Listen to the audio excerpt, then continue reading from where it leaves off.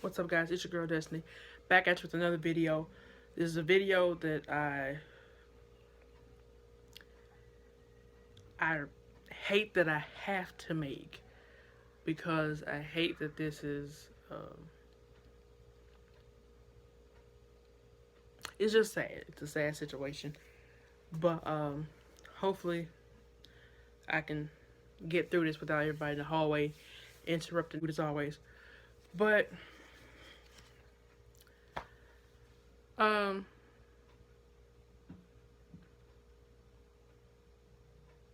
anywho, let's go ahead and get right into it. In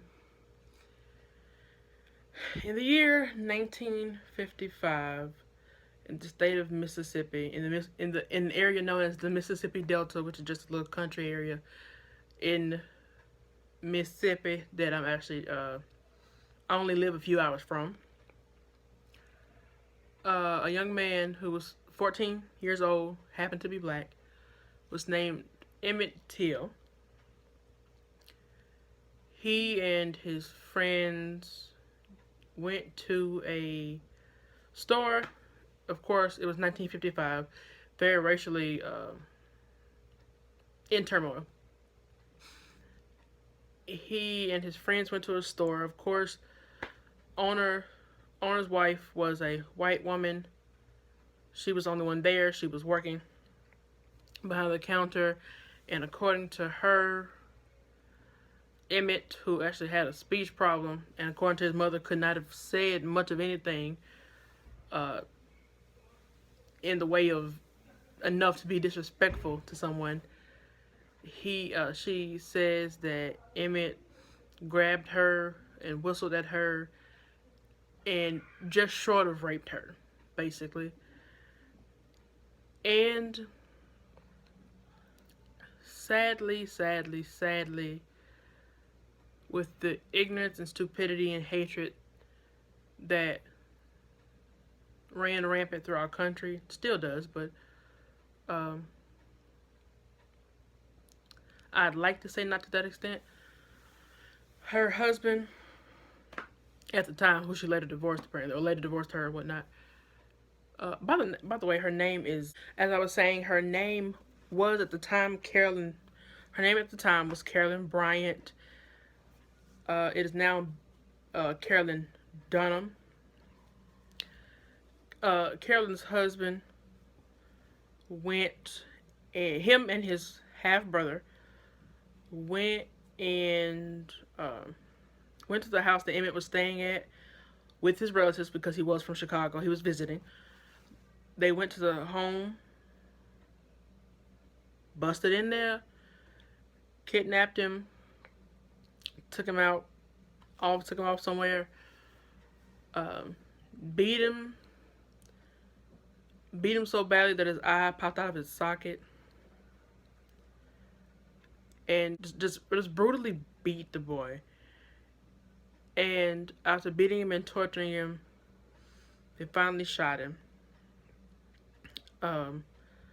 Mind you, he was already beaten beyond recognition, but they also took it upon themselves to tie a 75-pound object, which I do believe, if I recall from my research correctly, a large fan, like an industrial-sized fan, which is easy to find in the Delta region, if you know anything about that region. They took that and attached it to his neck and threw him into the I can't even say the name of the river, but threw it into a river. 3 days later, his body was found, of course, bloated and brutally beaten. The husband and brother were arrested, but of course, it's 1955 South, so they were acquitted. Because of the double jeopardy rule, they could not be tried again once they were found innocent, so by an all-white jury. So they later on went to did an interview with a magazine called Look, and openly admitted to what they did. And of course, they didn't feel bad for it because they wouldn't have done it in the first place if they would have thought it was a bad thing to do. But that was all. And of course, the case was reopened in 2004. Apparently, there was doubt back then about whether it was Emmett or not. I don't know whether. Apparently, when people are trying to get out of something, they're trying to make an excuse for their when a white supremacist is making an excuse for their white counterpart, they'll come up with anything. But basically, the all white jury said that something to the effect of they weren't even completely sure, even though the evidence was very damning, that was even the boy. But anywho, 2004, his body was exhumed, and DNA test, of course, was much more advanced. So DNA was done, and it was officially confirmed that it was Emmett Till, even though everybody knew that. And he was buried again in a new casket, which is standard protocol for someone whose body is exhumed. And his original casket was actually donated to the Smithsonian. But I gave y'all all that background to get to this. And the reason why this is important now is because Miss Carolyn, then Bryant, now Carolyn Dunham, is now 82 years old. Okay. But a few years ago, she did an interview with an author whose name I'll leave somewhere in here. He writes books about hate crimes and racial things and things like that. And he's writing a book on Emmett Till, which is actually set to drop next week. But she did an interview with him actually several years ago and admitted to him that she lied. And none of what she said was true. And that Emmett was murdered for no reason. And even she acknowledged that he did not deserve what happened to him.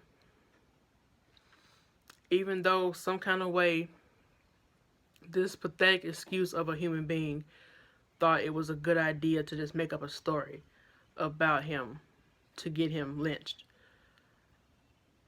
Call it a deathbed confession, I guess. I mean, she's old as dirt now.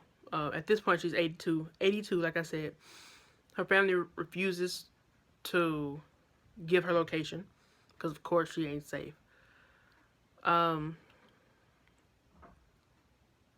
It's just really sad. It's a sad thing. When I first found out about it years ago, found out what had happened, I felt like it was all crap anyway. But now I know for sure she admitted that she made it all up. I just don't understand how you could do that and still live with yourself. I really don't. But basically, Emmett Till, as we already knew, was an innocent 14-year-old black man who just happened to be in the wrong place at the wrong time, around the wrong white woman. And he was lynched for nothing. So, yeah, I do believe, like I said, the book on Emmett will be released next week. I'll try to leave the information either on the screen or in the description box. So if you want to find out more, if you want to copy the book, you can. I'm not sure. Oh, and I also want to address the author. The author who knew this, mind you, like I said, he did the interview with her several years ago and found out that Emmett was innocent. But he never released it because he said he's not a journalist, he's a writer. And writers aren't searching for the new, I think he said the hottest media thing. He wasn't trying to make headlines with it. He wasn't trying to start an outrage. He was just going to use the information for his book. So that's why he waited until the week before his book dropped to tell everyone, hey, this old hag lied and admitted it. So yeah. I also forgot to mention, for those who were wondering about pressing charges against her or sending her to prison, she's an 82-year-old white woman in a nation where Donald Trump is the president. It's not going to happen, guys. Sorry. as you can see, I can't express the outrage I have and the hurt, just the hurt I feel, to live in a nation or that was acceptable, and apparently looking at Trump, it is acceptable and encouraged. So I said all that to say this: always, always, always tell the truth.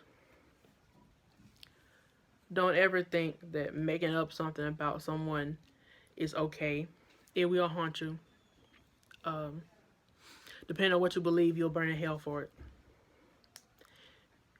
And just either way, you'll never be able to rest easily after knowing what you've done. I hope. I hope not. But hate isn't the answer. It never was, never is, and it never will be. Don't care if you're black, white, gay, straight, Muslim, Christian, atheist, agnostic, whatever. Hate is never the way. Understanding, acceptance, and tolerance is always, always the answer. And don't you ever forget it. That being said, rate, comment, subscribe. Get the discussion started below. Let me know what you think, how you feel. And excuse the people in the background. That being said, I love you guys, and I'll talk to you later.